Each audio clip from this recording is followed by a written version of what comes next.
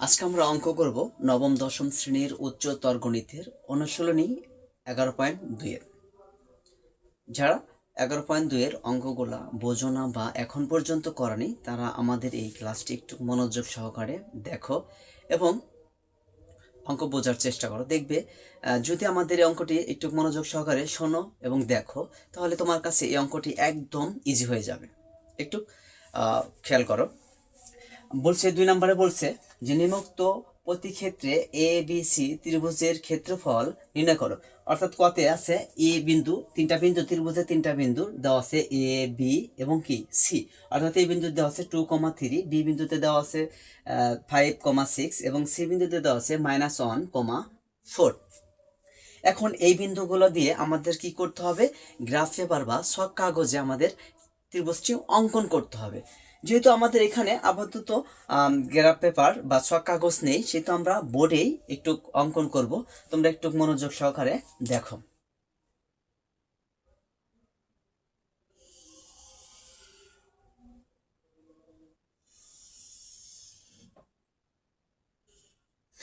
এদিকে ধরা হয় কি এক্স অক্ষ, আর এদিকে ধরা হয় কি এক্স প্রাইম অক্ষ। এদিকে ধরা হয় ওয়াই অক্ষ, আর হচ্ছে কি ওয়াই প্রাইম অক্ষ। যেহেতু আমাদের একটা গ্রাফ পেপার আমরা তৈরি করছি, তাহলে গ্রাফ পেপারের মতো করে আমরা একটু অঙ্কন করি 1 2 3, তাহলে আমাদের একটু অঙ্কন করতে সুবিধা হবে। 4 5 6 7 8, 1 2 3 4 5 6 7 8, 1 2 3 4 5 6 7 8, 1 2 3 4 5 6 7 8। অর্থাৎ আমরা একটু গ্রাফ পেপারের মতো করে অঙ্কন করে নিলাম, তাহলে আমাদের একটু গুনতে সুবিধা হবে বা গ্রাফটা অঙ্কন করতে একটু সুবিধা হবে। সেহেতু আমরা এখন একটা জিনিস আমাদেরকে মাথায় রাখতে হবে বা একটু আমরা নেই এই বিন্দুতে দুইটি সংখ্যা আছে। এই বিন্দু কয়টি সংখ্যা আছে? দুইটি সংখ্যা 2,3। এটা হচ্ছে প্রথম সংখ্যা, এটা হচ্ছে কি দ্বিতীয় সংখ্যা। আমরা একটু এই প্রথম সংখ্যা এবং দ্বিতীয় সংখ্যার একটু অবস্থান সম্পর্কে একটু জেনে নেই। প্রথম সংখ্যাটিকে বলা হয় কি বুঝ। প্রথম সংখ্যাটাকে কি বলা হয়? বুঝ। আর বুঝকে আমরা কি এক্স অক্ষ ধরি। অর্থাৎ যদি বুঝটা যদি ধনাত্মক হয় তাহলে আমরা এক্স অক্ষ বরাবর যাবে, আর যদি বুঝটা যদি ঋণাত্মক হয় তাহলে এক্স প্রাইম হবে। অর্থাৎ এক্সটা যদি ধনাত্মক হয় তাহলে এক্স এক্স অক্ষ বরাবর যাবে, আর এক্স এই বুঝটা যদি ঋণাত্মক হয় তাহলে আমাদের এক্স প্রাইম অক্ষ বরাবর যাবে। অক্ষ বরাবর এই প্রাইম অক্ষ বরাবর, তাহলে এক্স প্রাইম হচ্ছে কি ঋণাত্মকের দিকে। আবার এই দ্বিতীয় সংখ্যাটিকে ধরা হয় কি কোটি। দ্বিতীয় সংখ্যাটি ধরা হয় কি কোটি। কোটিকে আমরা ওয়াই অক্ষ, যদি কোটিটা হচ্ছে ধনাত্মক হয় তাহলে ওয়াই অক্ষ বরাবর হবে। অর্থাৎ আমরা একটু এখানে চিহ্ন দিয়ে দিলাম প্লাস। আর যদি কোটিটা যদি ঋণাত্মক হয় তাহলে ওয়াই প্রাইম অক্ষ বরাবর যাবে। তাহলে আমরা বুঝতে পারলাম যে যদি বুঝ আমাদের প্রথম সংখ্যাটাকে আমরা কি বললাম বুঝ, আর বুঝ যদি ধনাত্মক হয় তাহলে এক্স অক্ষ বরাবর যাবে। কোন অক্ষ বরাবর যাবে? এক্স অক্ষ বরাবর যাবে, এই এক্স অক্ষ বরাবর, অর্থাৎ এই এক্স অক্ষ বরাবর। আর যদি বুঝটা যদি ঋণাত্মক হয় তাহলে এই মাইনাস এক্স প্রাইম অক্ষ বরাবর আসবে, এই বরাবর আসবে। আমরা দ্বিতীয় সংখ্যাটাকে আমরা বলি কি কোটি। অর্থাৎ এই কোটিকে ওয়াই, যদি কোটিটা যদি ধনাত্মক হয় তাহলে এই ওয়াই অক্ষ বরাবর যাবে, আর যদি এই কোটিটা যদি ঋণাত্মক হয় তাহলে এই ওয়াই প্রাইম অক্ষ বরাবর যাবে। আশা করি আমরা বুঝতে পারছি। এই ক্ষেত্রে বি বিন্দুর ক্ষেত্রেও এইটা প্রথম অংশটা হচ্ছে কি বুঝ, দ্বিতীয় অংশটা কি কোটি। আবার এই সি বিন্দুর ক্ষেত্রেও প্রথম সংখ্যাটি হচ্ছে কি বুঝ এবং দ্বিতীয় সংখ্যাটা হচ্ছে কি কোটি। এখন এই বিন্দুগুলো দিয়ে এ বিন্দু, বি বিন্দু এবং সি বিন্দু দিয়ে আমরা এই গ্রাফ পেপার বা ছক কাগজে আমরা কি করব? চিত্রটি অঙ্কন করব। তাহলে আমরা অঙ্কন করি। দেখো এই বিন্দুর কি দেওয়া আছে? বুঝ দেওয়া আছে কত? 2, ধনাত্মক, অর্থাৎ কি এই দিকে যাবে। তাহলে আমরা 1 এই 2 পর্যন্ত গেলাম। এখন তারপর আমাদের কি কোটি দেওয়া আছে কত? 3, অর্থাৎ 3টা কি ধনাত্মক, তার মানে কি এই দিকে যাবে, এই ওয়াই অক্ষ বরাবর যাবে। কি অক্ষ বরাবর? ওয়াই অক্ষ বরাবর। তাহলে উপর দিকে আমরা গুনি 3 পর্যন্ত, 1 2 এই 3। তাহলে এই বিন্দুতে আমরা কি দেখলাম? এই বিন্দুটার নাম কি এ বিন্দু। কি বিন্দু? এ বিন্দু। এ বিন্দুতে কি পাইছি আমরা 2,3। এখন আমরা দেখো যে বি বিন্দুর ক্ষেত্রে বি বিন্দুতে বুঝ দেওয়া আছে কত 5, অর্থাৎ ধনাত্মক, তার মানে এই দিকে আমাদের গুনতে হবে। তার মানে 1 2 3 4 5 পর্যন্ত গুনলাম। এখন কোটি আমাদের কত 6 দেওয়া আছে, দ্বিতীয় সংখ্যাটা হচ্ছে কোটি, কোটিতে 6 দেওয়া আছে, তার মানে কি 6 ধনাত্মক, তার মানে এই উপরের দিকেই যাবে আমাদের, কি যে উপরের দিকে। তাহলে উপরের দিকে আমরা 6 পর্যন্ত গুনি, 1 2 3 4 5 এই 6, তার মানে এই একটা বিন্দু পেলাম। এই বিন্দুটা আমাদের নাম কি বি বিন্দু। বি বিন্দুতে আমরা কি পেয়েছি 5 6, বি বিন্দুর নাম হচ্ছে 5 6। এখন আমরা সি বিন্দুর ক্ষেত্রে যাব। সি বিন্দুতে আমাদের কি বুঝতে হচ্ছে কি -1, অর্থাৎ -1 থাকলে কি বুঝটা যদি ঋণাত্মক, ঋণাত্মক মানে কি আমাদের এক্স প্রাইম অক্ষর দিকে যাবে। তার মানে এই যে এখানে আসলাম, এখানে 1, এখান থেকে 1 1 আমাদের কি, তা আমাদের কোটি দেওয়া আছে কি, দ্বিতীয় সংখ্যাটা হচ্ছে কোটি, কোটি দেওয়া আছে কি ধনাত্মক না, তাহলে ধনাত্মক যদি হয় তাহলে আমাদের এই উপরের দিকে যাবে। তার মানে কি 4 পর্যন্ত উপর দিকে গুনতে হবে, 1 2 3 এই 4, তাহলে এই একটা বিন্দু পাইলাম আমরা। এই বিন্দুর নাম হচ্ছে কি সি বিন্দু। আর সি বিন্দুতে কি পাইছি আমরা -1, 4, -1, 4। তাহলে আমরা এ বিন্দু পাইলাম, বি বিন্দু এবং সি বিন্দু। তাহলে আমরা একটা কাজ করতে পারি, এই এ বিন্দু আর এই বি বিন্দুটা আমরা কি করতে পারি, যোগ করতে পারি। তা আমরা যোগ করে দিলাম। আবার এই সি বিন্দু আর এই বি বিন্দুটা আমরা কি করতে পারি, যোগ করতে পারি, তাই আমরা যোগ করে দিলাম। আবার এই সি বিন্দুর সাথে আমরা এই এ বিন্দুটার কি যোগ করে দিলাম। একটু তোমরা একটু খেয়াল করো, দেখো তাহলে আমাদের একটা কি ত্রিভুজের মতো হয়েছে না, অর্থাৎ এই ত্রিভুজ এ বি সি একটা ত্রিভুজ, আর এই ত্রিভুজেরই আমাদের কি করতে বলছে, ক্ষেত্রফল নির্ণয় করতে বলছে। আজকে আমরা এই ত্রিভুজেরই কি করব, ক্ষেত্রফল নির্ণয় করব। এখন আরেকটা জিনিস আমাদেরকে মাথায় খেয়াল রাখতে হবে, ক্ষেত্রফল নির্ণয় করার আগে যেহেতু আমাদের 3টা বিন্দু, তাহলে আমরা যদি এই এ বিন্দু থেকে শুরু করি, তাহলে ঘড়ির কাঁটা যেরকম ভাবে বিপরীত দিকে ঘোরে, ঠিক আমাদের এটা কি করতে হবে, বিপরীত দিকে ঘুরতে হবে। অর্থাৎ এ বিন্দু থেকে শুরু করলে এ বিন্দু থেকে আমাদের বি বিন্দু দিতে হবে, বি বিন্দু থেকে আবার কি সি বিন্দু দিতে হবে, সি বিন্দু থেকে আবার এই এ বিন্দুতেই আসতে হবে। আমরা যদি এ বিন্দু থেকে শুরু করবো না, তাহলে আমরা এই বি বিন্দু থেকে শুরু করতে পারি। তাহলে বি বিন্দু থেকে শুরু করলে বি বিন্দু থেকে আবার এই সি বিন্দুতে আসতে হবে, সি বিন্দু থেকে আবার কি এ বিন্দু যেতে হবে, এ বিন্দু থেকে আবার কি এই বি বিন্দুতেই আসতে হবে। আবার যদি না আমরা বি বিন্দু থেকে না এ বিন্দু থেকে সি বিন্দু থেকে শুরু করব, তাহলে এই সি বিন্দু থেকে শুরু করে এ বিন্দুতে যেতে হবে, আবার এই বিন্দু থেকে শুরু করে বি বিন্দুতে, বি বিন্দু থেকে শুরু করে আবার এই সি বিন্দুতে আসতে হবে। অর্থাৎ বিপরীতে ঘুরে চক্রাকার করে যেখান থেকে শুরু করেছিলাম আমরা ঠিক সেখানেই আসতে হবে। তাহলে যাই আমরা একটু যেহেতু ত্রিভুজের ক্ষেত্রফল করে নির্ণয় করতে বলছে, তাহলে আমরা ত্রিভুজের ক্ষেত্রফল নির্ণয় করব। আমরা এটুকু একটু মুছে দেই, এটুকু আমাদের আপাতত প্রয়োজন নেই, কারণ আমরা তো বুঝতে পেরেছি প্রথমটাকে বুঝ বলা হয় আর দ্বিতীয় সংখ্যাটাকে বলা হয় কি কোটি। এখন আমরা আসি হচ্ছে আমাদেরকে কি নির্ণয়, ত্রিভুজের ক্ষেত্রফল। তাহলে আমরা লিখবো যে আমরা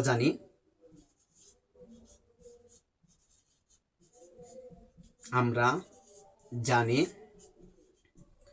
ত্রিভুজ এ বি সি এর ক্ষেত্রফল, ত্রিভুজ এ বি সি এর ক্ষেত্রফল, ত্রিভুজ এ বি সি এর ক্ষেত্রফল আমরা কি লিখব, হাফ তাদের একটা কি দিব আমরা মডুলাস। এখন আমরা এখানে কিন্তু বলছিলাম যে এ থেকে বি বিন্দু থেকে শুরু করবো, তাহলে এ বিন্দুতে আমাদের কয়টা সংখ্যা আছে, 2টা সংখ্যা দেওয়া আছে। প্রথম সংখ্যাটা হচ্ছে কি বুঝ এবং দ্বিতীয় সংখ্যাটা হচ্ছে কি কোটি। অর্থাৎ প্রথম সংখ্যাটা আমরা কি লিখবো, এখানে উপরে লিখবো 2 এবং দ্বিতীয় সংখ্যাটি লিখবো আমরা কি এই নিচে। প্রথম সংখ্যাটা আমরা কি লিখবো উপরে 2 আর দ্বিতীয় সংখ্যাটা হচ্ছে কি নিচে লিখবো। আবার এ বিন্দু, তাহলে এবার আমরা এ বিন্দু থেকে কোন বিন্দুতে যাব, বি বিন্দুতে। তাহলে বি বিন্দুর কি 2টা সংখ্যা আছে, প্রথম সংখ্যাটা লিখবো আমরা কি উপরে, দ্বিতীয় সংখ্যাটা লিখবো আমরা কি নিচে। আবার বি বিন্দু থেকে আমরা যখন সি বিন্দুতে আসবো, সি বিন্দুর প্রথম সংখ্যাটা লিখবো কি আমরা উপরে আর দ্বিতীয় সংখ্যাটা লিখবো আমরা কি নিচে। ঠিক আবার সি বিন্দু থেকে আবার আমাদের কোন বিন্দুতে আসতে হবে, এতে আসতে হবে। তার মানে এ বিন্দুর প্রথম সংখ্যাটা হচ্ছে কি উপরে আর দ্বিতীয় সংখ্যাটা হচ্ছে কি নিচে।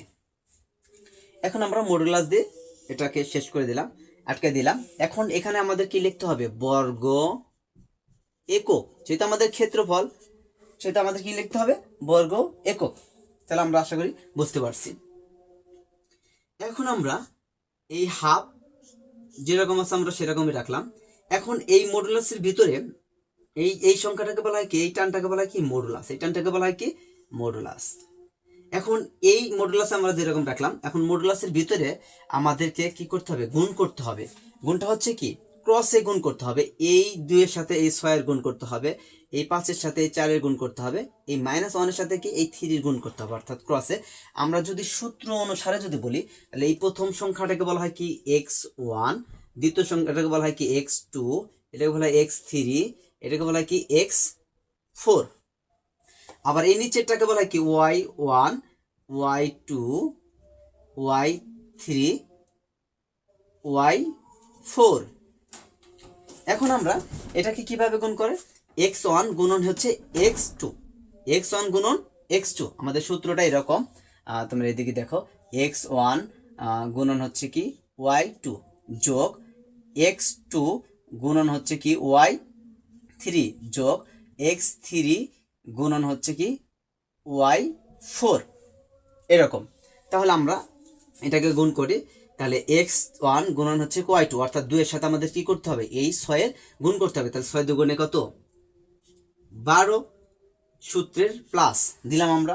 তারপর আমাদের কি x2 গুণন y3, তার মানে x2 গুণন হচ্ছে কি y3, অর্থাৎ এই 5 এর সাথে কি 4 এর গুণ করতে হবে। তাহলে 5 এর সাথে 4 গুণ করলে হবে 4 5 20, অর্থাৎ 20, তাদের সূত্রের প্লাস।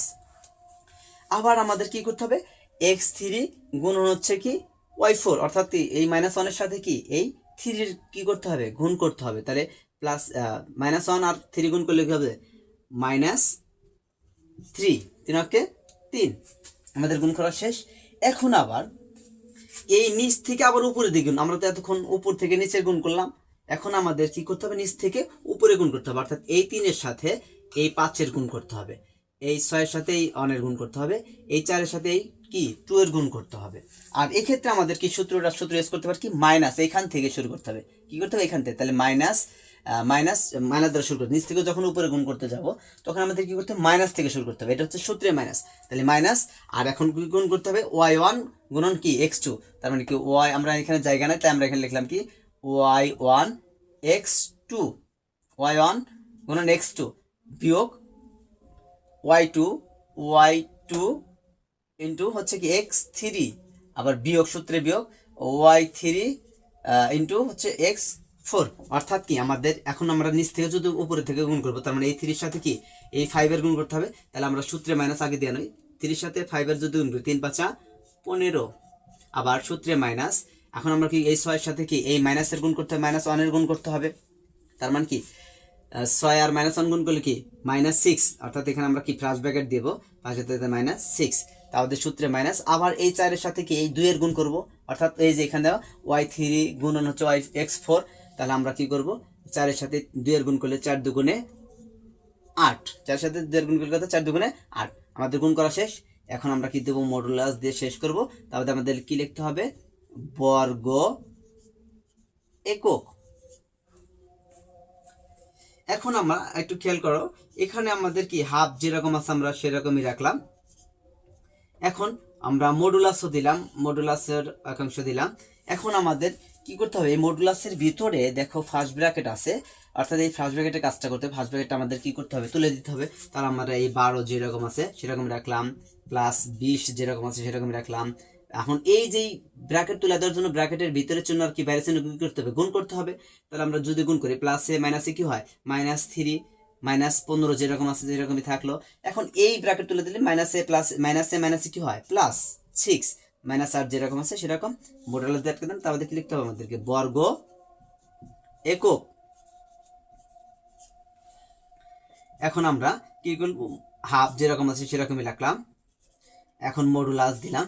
এখন দেখো মডুলাসের ভিতরে আমাদের কিন্তু আর ব্র্যাকেট নাই, ফার্স্ট ব্র্যাকেট নেই, ফার্স্ট ব্র্যাকেট উঠে গেছে। এখন আমাদের কি করতে হবে, প্লাস আর মাইনাস আছে না, তাহলে প্লাসের গুলো এক জায়গায় করতে হবে আর মাইনাসের গুলো এক জায়গায় করতে হবে। তাহলে প্লাসের গুলো কি 12 আর হচ্ছে কি 20 আর হচ্ছে 6, তাহলে 12 আর 20 হচ্ছে কত, 32, 32 আর 6 কত 38, প্লাস 38, আর আমাদের মাইনাসের গুলো হচ্ছে কি, তাহলে 38 আমরা এখানে লিখলাম।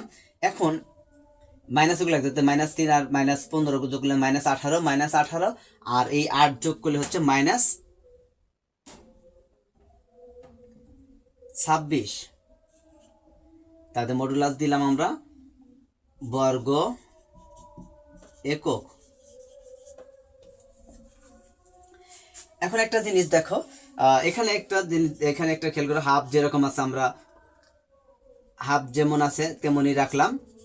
এখন একটা জিনিস, এই মডুলাস কার লিখবো না, মডুলাস না লিখে আমরা এখানে কি দেবো, গুণ চিহ্ন দেবো। মডুলাসকে তুলে দিয়ে আমরা কি চিহ্ন দেবো, গুণ চিহ্ন দেবো। তাহলে এখন এই মডুলাসের ভিতর কি বিয়োগ আছে না, 38 থেকে 26 বিয়োগ করলে কত হবে, 12।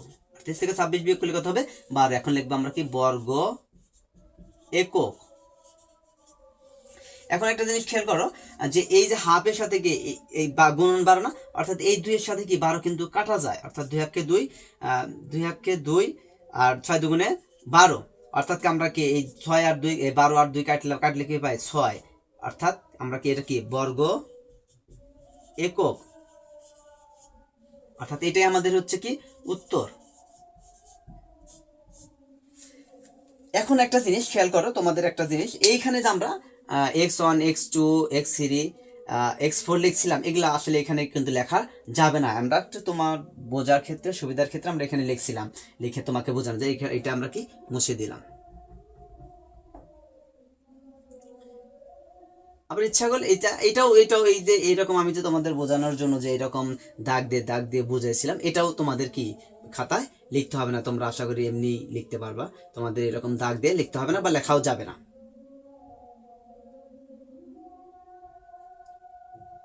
তাহলে আমাদের আশা করি যে এই অঙ্কটি আমরা বুঝতে পেরেছি সবাই।